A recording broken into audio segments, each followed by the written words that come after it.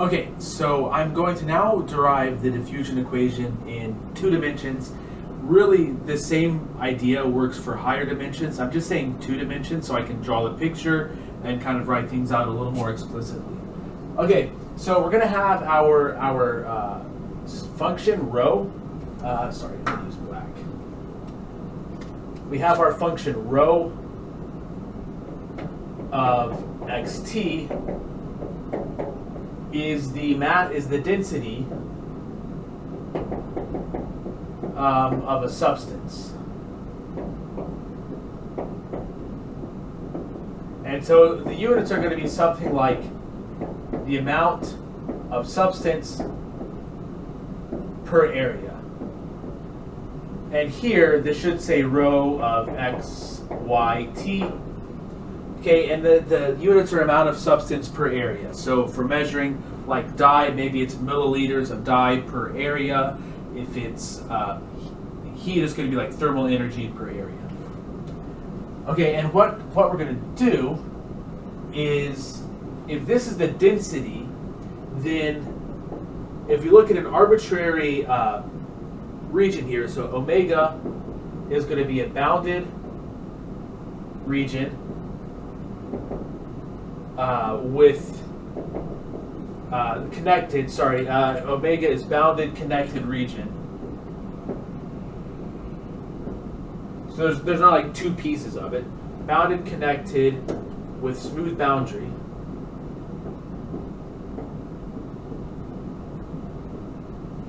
And really we don't need all of those assumptions to write what I'm about to write.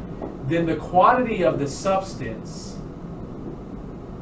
in that region omega is just equal to the integral over omega rho of x, y, t dA. Now if we were in 3 dimensions, there would be a triple integral here, it would be a volume integral, and it would be volume here instead. And if it was 5 dimensions, it would be 5-dimensional volume here and a 5 integral here.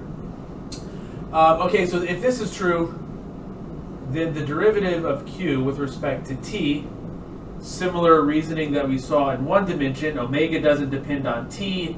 We're integrating over a finite region. If rho is continuous, this is just the t derivative of rho at x, y, t dA. Okay, so this is the change in quantity of the substance in this region.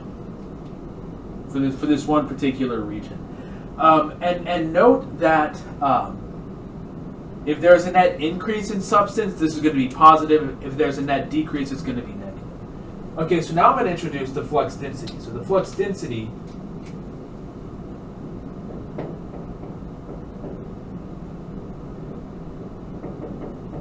so here, this actually is going to be a real, it is a real vector, like a true 2-dimensional vector, and an actual density, which is a little bit different than the 1-dimensional case. So this is flux density.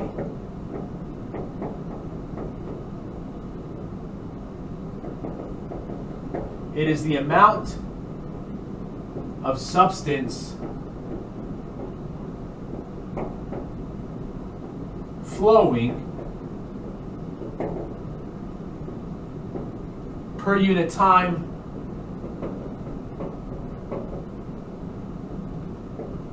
per unit length. Okay, so if I look at my omega, if this is my omega here, I'm going to zoom in on a point, let's say right here. We'll say this point, the coordinates of this point are x naught, y naught. Okay, so I've got 2 important vectors here. One is going to be the outward pointing normal vector, and one is going to be the unit tangent vector. Okay, so let's say the boundary is parameterized. The boundary is parameterized by subparameterization. T is a unit tangent vector. We don't really need to know what the parameterization is. T is a unit tangent vector, and n is the normal vector, the outward pointing normal vector. Okay, so if I kind of zoom in on this piece right here, I'm going to kind of try to blow it up here. Oops. If I just look at this piece right here, what am I going to get? I'm going to get a slightly curved boundary Okay, let's say this is the outward pointing normal vector in hat, and then I've got my flux vector like this. I'm going to call it f of x naught, y naught t. Now there is both a normal component and a tangential component to this vector, but it's only the component that is normal to the boundary that is causing fluid to flow through the boundary. The tangential part is not causing fluid to flow through the boundary. Okay, so if the length of this part right here is dr, what this means is that flux through this portion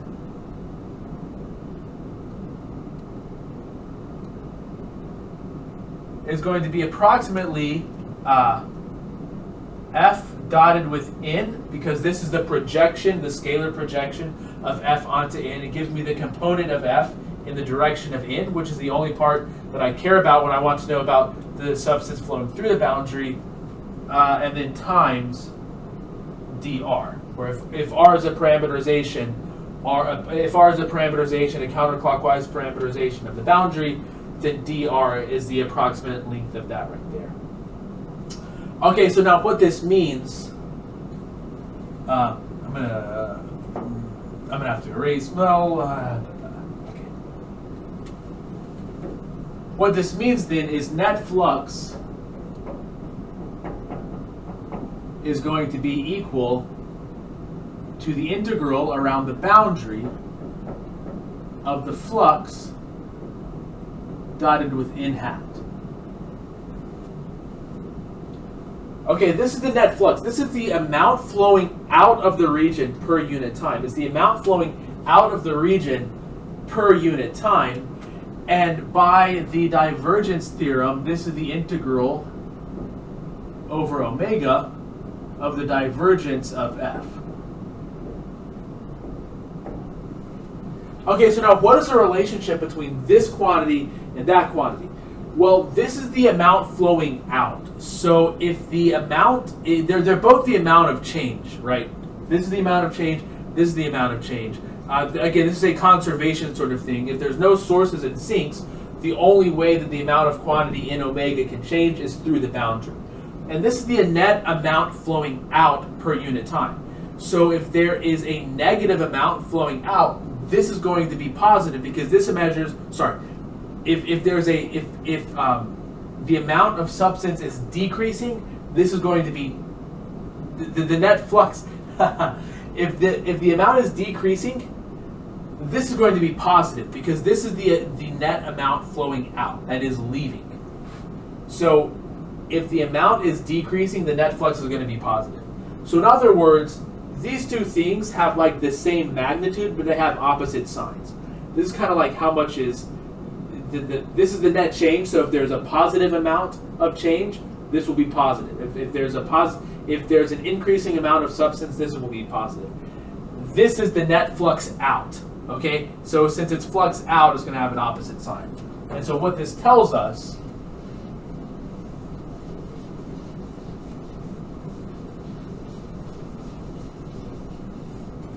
is that for all omega, at least for all omega that satisfy, that are bounded and connected, for all omega, the double integral over omega of the t derivative of rho is equal to the double integral, is minus this, is equal to the double integral over omega of minus the divergence of f. Okay, so since this is true for all omega, this again, very similar to what we saw in one dimension, tells us that the t derivative of rho is equal to minus the divergence of f. And now this is true for any substance that satisfies like a conservation of matter law. This is just another conservation equation. So this is a conservation equation.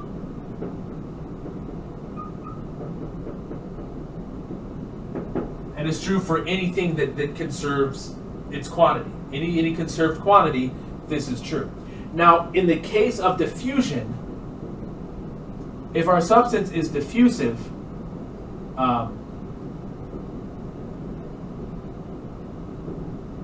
we have Fick's law again.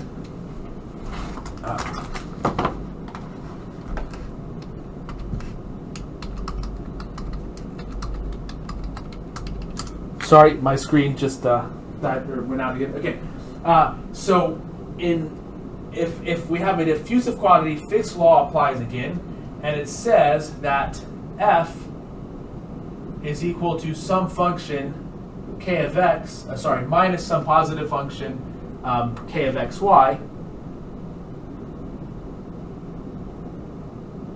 times the gradient of rho. And so what we have then is the t derivative of rho. The minus signs are going to cancel. The divergence of k of xy times the gradient of u. Times the gradient of rho. And then if k is constant, we can write this as the t derivative of rho is equal to the divergence dotted with the gradient. So that's k times the Laplacian of rho, which if you have not seen this before, this is k times the double x derivative of rho plus the double y derivative of rho. And if it was 3 variables, you'd add the double z derivative of rho and so on and so forth. So let me just be a little more explicit. This is k times the divergence of the gradient. Okay, so this the gradient thing, this gradient delta gets kind of overused. Here we're doing the gradient of u, which means you take u and you get its gradient vector, but the gradient dotted, let's say like a dot product, the gradient dotted with u is going to give us a divergence, which is where we add up the derivatives of the vector field. Okay, so now what we get then is the higher dimensional diffusion equation. Instead of using rho, I'm going to use u, since u is the unknown function. We get the t derivative of u is equal to the divergence of k times the gradient of u. And if k is constant,